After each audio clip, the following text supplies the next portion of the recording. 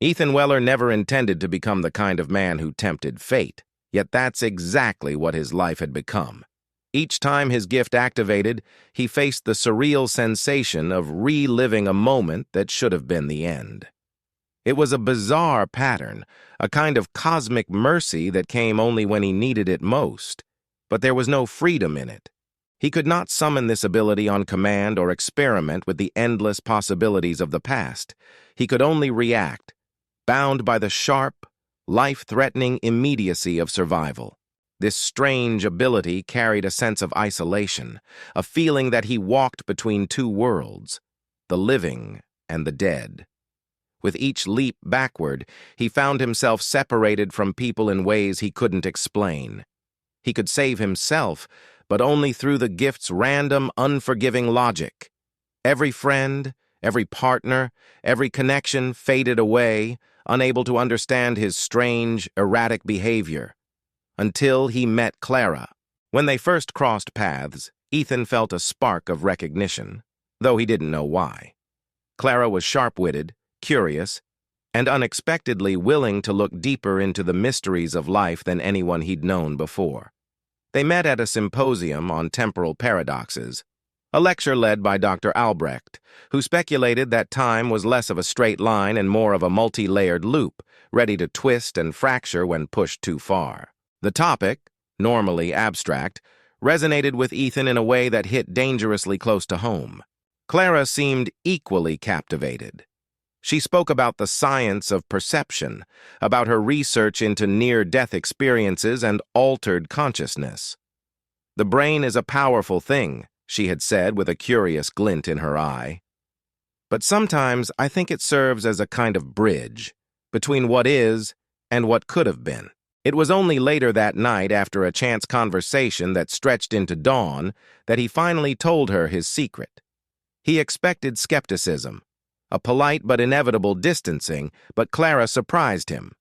Instead of disbelief, her eyes lit up with fascination. "Do you know what this means?" she said, breathless with excitement.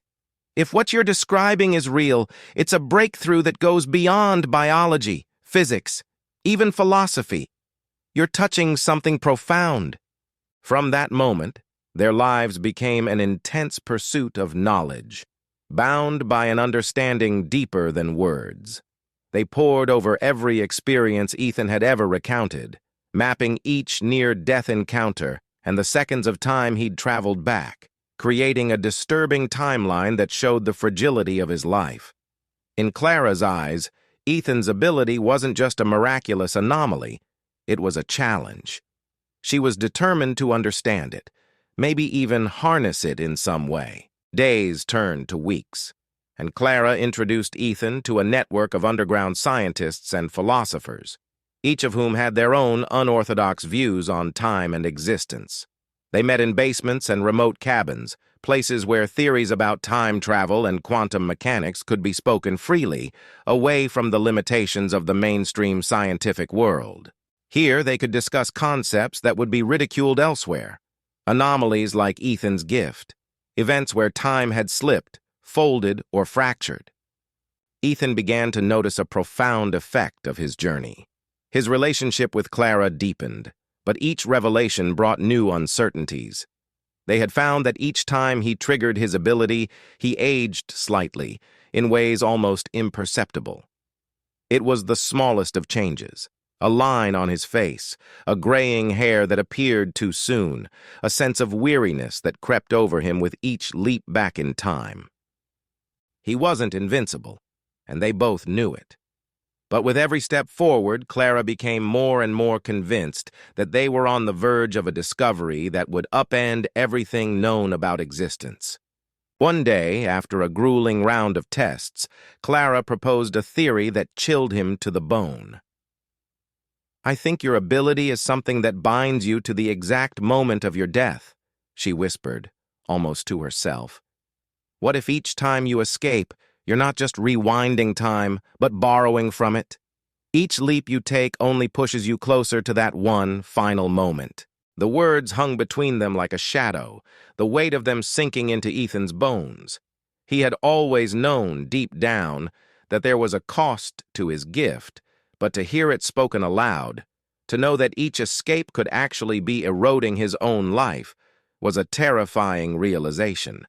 He stared at her, searching her face for some hint of disbelief, but saw only the same unwavering resolve he had come to rely on. Their investigation turned darker, with Clara now racing against time to find some way to mitigate the damage.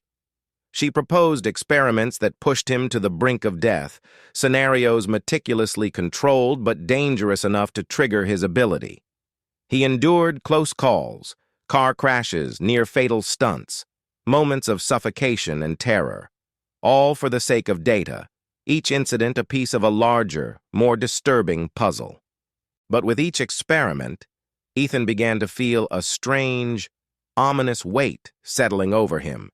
He had become entangled with forces that felt as ancient as they were unstoppable, as if the very fabric of time had turned against him. His dreams grew vivid, plagued with visions of alternate realities and shadowy figures that felt all too real. He saw glimpses of a figure that looked just like him, but older, more worn, eyes haunted by choices he could barely imagine. On a late winter night, during a particularly intense experiment, the worst happened. While testing his limits, something shifted inside him. A jarring, agonizing sensation that tore through his mind and body. He snapped back into the present with a brutal jolt, but not to safety. Instead, he found himself gasping on the floor, bleeding, Clara's panicked face hovering above him. It was the first time he had failed to rewind far enough, the first time the ability had faltered under pressure. The experience left him shaken, afraid to even consider that his gift might one day fail entirely. The realization forced him to confront his mortality in a way he never had before. He had survived only by the grace of some enigmatic force, a temporal gift that had saved his life countless times, yet now seemed ready to turn on him. Each step closer to the truth brought a greater risk, and the stakes had never been higher. As they continued their research, a dark question emerged, a dilemma that would test the very limits of their morality and their commitment to each other. Should they keep pushing, knowing that it might hasten his death? Or was it time to stop, to abandon the relentless pursuit and simply accept the gift for what it was, a reminder that life was fleeting, a finite gift that was slipping through their fingers? But Clara refused to give up. She proposed one last attempt, an experiment that would push him to the very brink. It was a high-risk maneuver, but it was their only chance to understand the truth of his ability and perhaps find a way to release him from its grasp. Ethan agreed, but with one condition: if he did not return, she was to let him go. She was to accept that his journey had ended, that he had crossed into the unknown, and not to follow him down the path he had chosen. Clara reluctantly agreed, but as the day approached, he could see the fear in her eyes, the silent plea for him to abandon the plan and stay with her, to cherish the life they had and let the mysteries remain unsolved. But Ethan couldn't let it go.